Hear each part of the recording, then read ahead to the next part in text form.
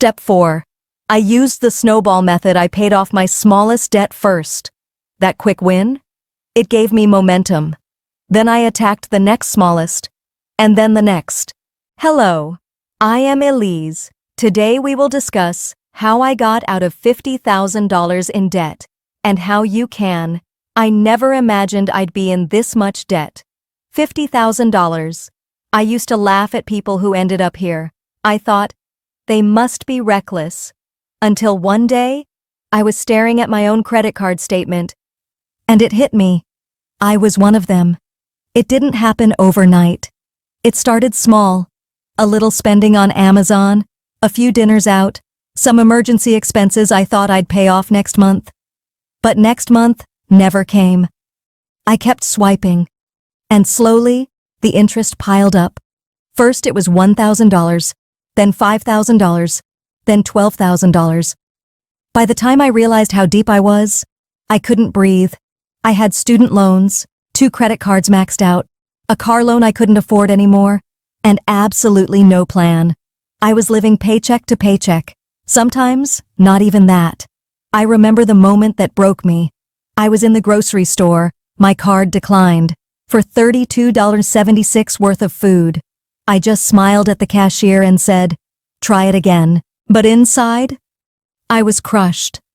That night, I cried alone in my car. Not because I was broke, but because I didn't know how to fix it. That was my rock bottom. But here's the thing about rock bottom. There's only one way to go. Up. I made a decision that night. I wasn't going to stay broke. I didn't know how long it would take, but I promised myself, I'm going to figure it out. The first thing I did? I faced the numbers. It was terrifying. I opened every account, listed every debt, wrote down the balance, the interest rate, the minimum payment, total debt, $50,648.23. I stared at that number for 30 minutes. It felt impossible, but I made a plan. Step 1. I stopped spending what I didn't have. I deleted my shopping apps, unfollowed lifestyle influencers, cut up one of my credit cards. I told myself, no more pretending. Step 2. I built a bare-bones budget. Not a fancy one. Just basic. Rent, utilities, groceries, minimum payments, nothing else. No Netflix, no eating out, no random Target runs. It sucked. But I knew it was temporary. Step 3. I increased my income. This part changed everything. I started delivering food at night after work, took freelance gigs on weekends, sold old clothes online. It wasn't glamorous, but I watched that debt shrink a little every month. Step 4. I used the snowball method. I paid off my smallest debt first. That quick win? It gave me momentum. Then I attacked the next smallest, and then the next. Each time I paid something off, I felt more powerful. Step 5. I learned about money.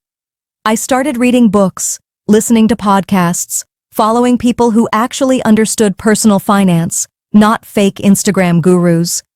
I realized my problem wasn't just money, it was mindset. Step 6. I gave myself grace. Some months I slipped up, some emergencies hit, but I didn't give up. I reminded myself, progress, not perfection.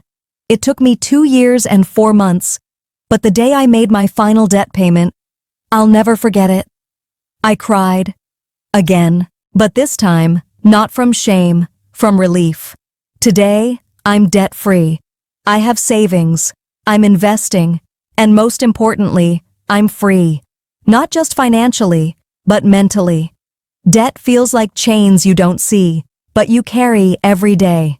Once they're gone, you feel lighter in ways you can't describe. So if you're in debt right now, I get it. You feel hopeless. You feel ashamed. But I promise you, it's not too late. Start small. Make a plan. Stick to it. And give yourself permission to grow. You can't fix your past, but you can shape your future. And it starts today. If this story resonated with you, leave a comment. Tell me your story. Or just drop a, if you're ready to fight back. Because if I can do it, so can you.